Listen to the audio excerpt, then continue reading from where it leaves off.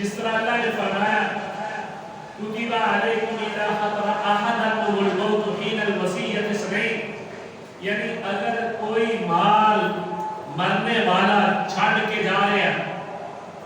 مال چھڑ کے جا رہا مرنے والا، فرمایا اس پہ وصیت لازم ہے، وصیت کرے بیوی کو میرا میری اتنی زمین اتنی دکان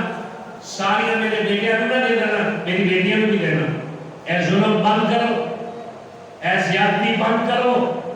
بیٹیاں دے نال ظلم اور زیادتی کر دے ہو، بیٹیاں کو دے ہو، بیٹیاں کو کیوں نہیں دے رہے؟ بیٹی تیری نہیں، اللہ نے وہ حق نہیں رکھیا، انصاف کا تقاضا، شریعت کا تقاضا، اللہ کے قرآن کا فیصلہ کتب علیکم اذا حضر احدکم الموت حین الوصیۃ اثنین، فرمایا مرنے والا وصیت کر کے جائے اگر مال چھڑ رہے، اگر مال چھڑ رہے وصیت کر کے جائے،